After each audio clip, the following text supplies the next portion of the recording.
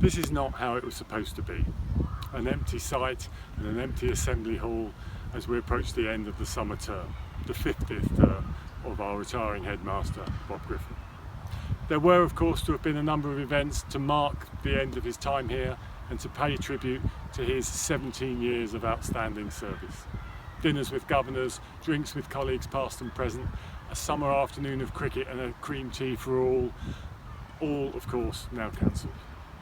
But knowing the head, I have worked with him for 16 of his 17 years here, there'll be a part of him that isn't too disappointed. Naturally, he would have enjoyed these events, the personal conversations with friends made during his time at Exeter School would have been special to him. But the speeches, the tributes to his service, his achievements, his role, would have made him feel a little uncomfortable, maybe even a little embarrassed. He would claim that it's not about him. He would have said that the many achievements of Exeter School were due to the wise council of governors, the dedication of his energetic and talented academic and administrative staff, the support of parents, and most of all, the effort, energy and joy of thousands of children have given during their time at the school. And so to the one event that I know he really does miss. He's really upset to have cancelled, and that's the final assembly of the term. One last time to look out at the faces of pupils and staff, to see captains of sport give their reports, to introduce a wonderful musical piece, to award the house trophy to the excited cheers of the pupils at his school.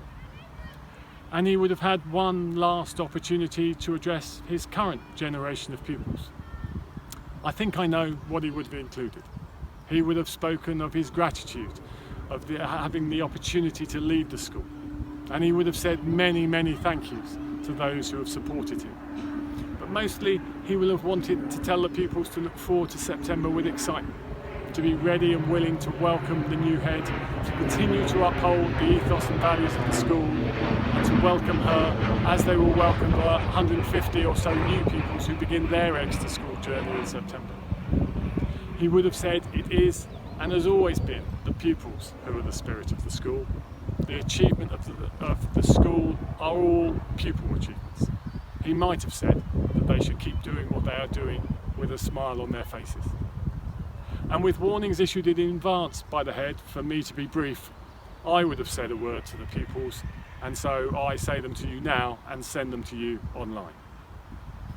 You are all lucky to know your head, Mr Griffin, but you are luckier to have a head who knows you all so well. He's a man of many talents, but do not think that his encyclopedic knowledge of you is some particular gift. It is not by chance that he knows your name, your sister's name, the name of your primary school and your favourite activity. He works hard at it. He studies a file of photographs. He attends every sporting fixture, dramatic performance, musical concert, lecture, class, assemblies, picks his halt, 10 tours, CCF camp. And that's not really normal behaviour for a head. We've become used to it because he's been doing it for 17 years. In other schools, good schools, the director of drama might be happy if the head comes to the school play at all. Ours comes every night. Why? Because that's what great teachers do. They get to know their pupils because you are all individuals and you're all worth getting to know. And pupils, just be aware that at the same time as all of this, he's been running the business side of Exeter School as its chief executive, always trying to improve the site, balance the books, widen access to those who couldn't otherwise afford to come, provide the best possible value of money for our parents. How many CEOs of businesses of this scale take such individual time for every single customer, every single pupil? And behind the scenes, hidden from pupil view, Mr Griffin is the same with his staff. And I think maybe it's best explained by means of an example that pupils will understand. Let's take Harry Potter night this year. Harry Potter night, sleeping in the library, on the floor, with 3rd and 4th form pupils. Why did our librarian suggest it and work so hard in the detailed planning and running of the event? Why did teachers give up their Friday night to make potions, wear fancy dress, perform magic illusions, make butterbeer? Why did the catering staff come in dressed as Dementors? And how did the maintenance department learn the spell to levitate candles over the Butterfield Hall?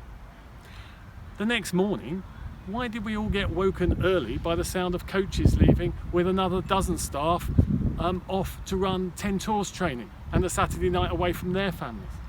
And why were there so many teachers arriving a little later that morning in games kit, ready to referee, umpire and drive minibuses all over Devon for Saturday fixtures? Why?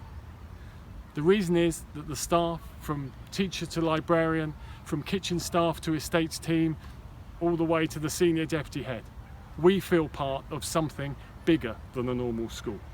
And this comes right from the top. From the man who turns up at 10 PM on Harry Potter night to read us our bedtime stories. That's right, Professor Dumbledore himself. Mr Griffin is a great team builder. He has led us all with kindness and with energy to inspire us to do all we can do to inspire you, to care for you in your time at the school. Andrew King, our Chair of Governors, has already said a few words about the many achievements and development of the school in Mr Griffin's time. And these are both impressive and important to acknowledge.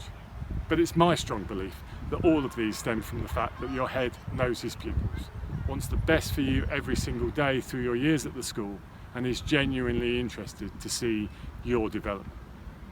The head has offered me much good advice over the years, which I've been very grateful for. And I can hear him now saying, now we need to keep a final assembly as short as possible. We're hot in there and all the pupils will want to go. You see, I told you he knows his pupils.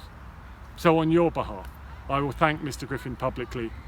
We'll wish him a very, very happy retirement, and we will all have to imagine the applause and the cheering that would have accompanied him from the Assembly Hall for the last time. Have a great summer. See you in September.